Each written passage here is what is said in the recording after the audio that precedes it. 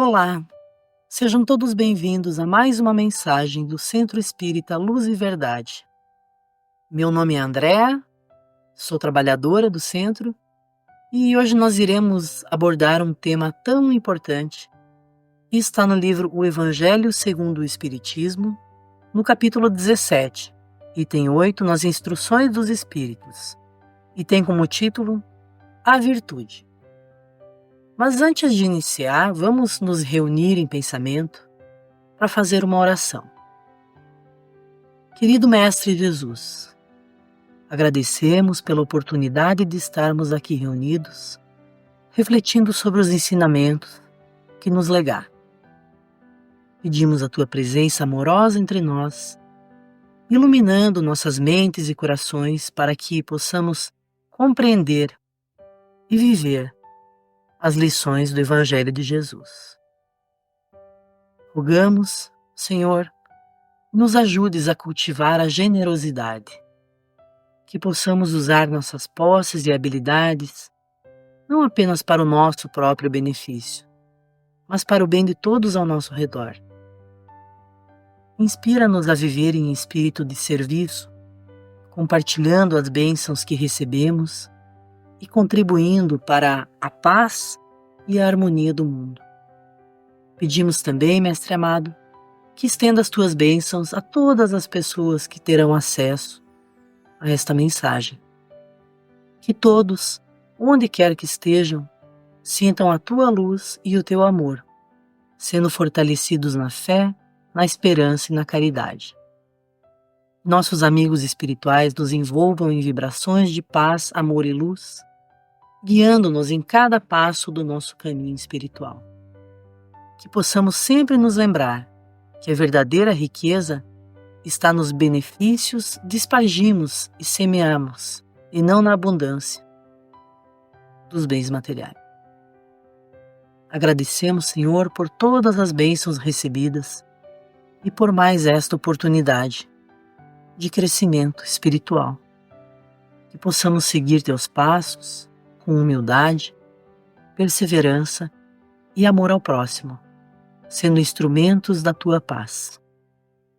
Que assim seja. Então, o que é a virtude? Virtude é a disposição da alma de agir no bem segundo as suas crenças cristãs. Nós temos bens de diversas naturezas. O bem intelectual, o bem moral. Nós temos o bem ético, o bem profissional. Ou seja, bens de diversas naturezas compõem a nossa vida. E todos eles são virtudes. Quando a gente desenvolve habilidades na vida profissional, temos as virtudes na nossa área. Ou na música, ou na arte. Quando alguém cozinha maravilhosamente bem, isso é uma virtude culinária. Quando alguém fala muito bem, se expressa com clareza, é uma virtude. Mas esses são exemplos, digamos assim, de virtudes materiais.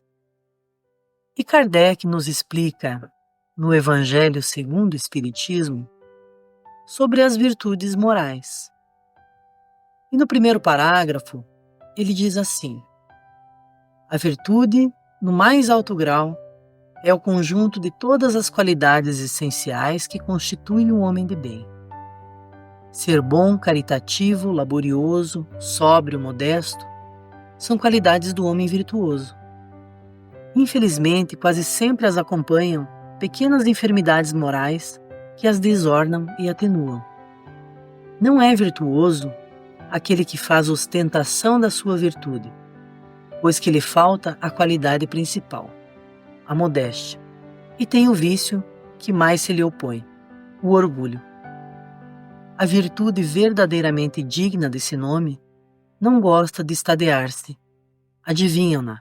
Ela, porém, se oculta na obscuridade e foge à admiração das massas. São Vicente de Paulo era virtuoso. Eram virtuosos o digno Cura d'Ars e muitos outros quase desconhecidos do mundo, mas conhecidos de Deus. Todos esses homens de bem ignoravam que fossem virtuosos, deixavam-se ir ao sabor de suas santas inspirações e praticavam o bem com desinteresse completo e inteiro esquecimento de si mesmo. Então, nesse primeiro parágrafo, destaca a essência da virtude como um conjunto de qualidades que definem o homem de bem, como bondade, caridade, modéstia e sobriedade sem ostentação.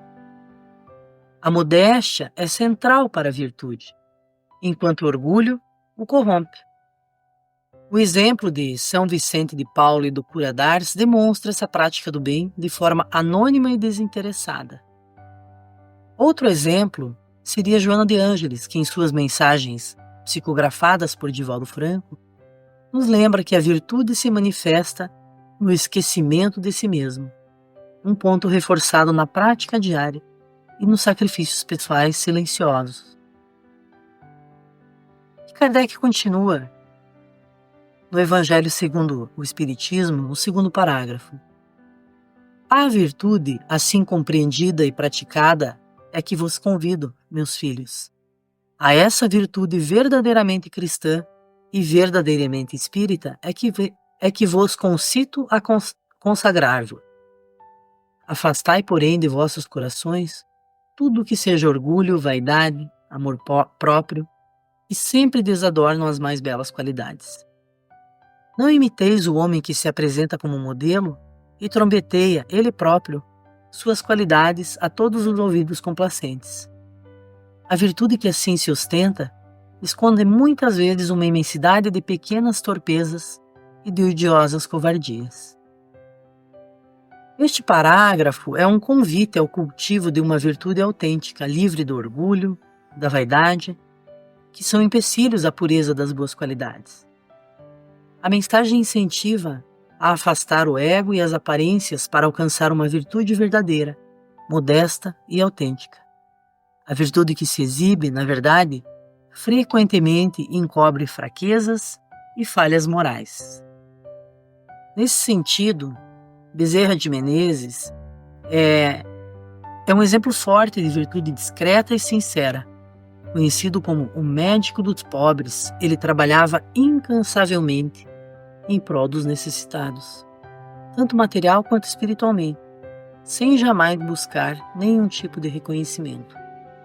E ao mesmo tempo mantinha uma postura modesta e atenta, distante de qualquer orgulho por seu trabalho. Então, a virtude cristã e espírita é demonstrar que a verdadeira humildade e caridade se refletem na intenção pura de servir, sem qualquer interesse em reconhecimento público ou em enaltecer as nossas próprias qualidades. Próximo parágrafo, Kardec traz assim: em princípio, o homem que se exalta, que ergue uma estátua à sua própria virtude, anula por esse simples fato todo o mérito real que possa ter. Entretanto, que direi daquele cujo único valor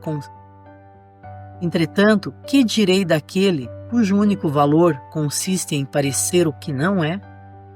Admito de boa mente que o homem que pratica o bem experimenta uma satisfação íntima em seu coração. Mas desde que tal satisfação se exteriorize para colher elogios, degenera em amor próprio. Neste parágrafo, o foco está na questão da ostentação da virtude e na falsa aparência do bem. E o espírito que intuiu Kardec nos explica que, quando alguém se exalta por suas próprias qualidades, buscando reconhecimento, anula totalmente o valor real de suas ações. A virtude perde sua essência quando é utilizada para atrair elogios e promover o próprio ego. A satisfação interior, natural em quem pratica o bem, é saudável, mas, ao ser exposta publicamente com o propósito de aprovação, transforma-se em amor próprio e orgulho, distanciando-se do verdadeiro sentido da palavra virtude. Para finalizar este item, o último parágrafo nos traz a seguinte lição: ó vós todos a quem a fé espírita aqueceu com seus raios, e que sabeis quão longe da perfeição está o homem, jamais esbarreis em semelhante escolha. A virtude é uma graça que desejo a todos os espíritas sinceros. Contudo, dir-lhes-ei, mais vale pouca virtude com modéstia do que muita com orgulho. Pelo orgulho é que as humanidades sucessivamente se hão perdido. Pela humildade é que um dia elas se hão de redimir. Quem ditou essa mensagem a Kardec foi François Nicolas, em Madeleine, Paris, em 1863. Então, este último parágrafo faz um apelo direto aos espíritas, alertando sobre os perigos do orgulho e da vaidade na prática da virtude. Ao lembrar que todos estamos longe da perfeição, Kardec enfatiza a necessidade de cultivar a humildade, ressaltando que a modéstia confere um valor muito maior às boas ações. E a mensagem final é clara. Enquanto o orgulho leva à queda e ao sofrimento das sociedades, a humildade é o caminho para a verdadeira redenção e elevação espiritual. Um exemplo prático desse ensinamento nós encontramos no livro Nosso Lar, de André Luiz. Nesse livro, vemos o próprio André Luiz que, ao chegar ao plano espiritual, percebe que sua vida na Terra havia sido marcada pelo orgulho e pela busca de reconhecimento pessoal. Esse orgulho foi um dos fatores que o levou a sofrer no umbral, até que ele compreendeu a importância da humildade e da verdadeira reforma íntima. A história de André Luiz ilustra como o orgulho pode desviar o espírito do caminho evolutivo e como a humildade é essencial para alcançar a paz e a ascensão espiritual. E o autor, aqui no Evangelho, também nos lembra que a virtude autêntica não é medida pela quantidade de boas ações, mas pela qualidade interior com que são praticadas. Mesmo ações pequenas, quando feitas com humildade e modéstia, têm um impacto espiritual profundo, enquanto o orgulho transforma as boas ações em atos vazios. E para finalizar, eu trouxe aqui a pergunta 893 do Livro dos Espíritos. Qual a mais meritória de todas as virtudes? E eles nos respondem: todas as virtudes têm o seu mérito, porque todas são indícios de progresso no caminho do bem. A virtude sempre que há resistência voluntária ao arrastamento das más tendências. Mas a sublimidade da virtude consiste no sacrifício do interesse pessoal para o bem do próximo, sem segunda intenção. A mais meritória é aquela que se baseia na caridade mais desinteressada.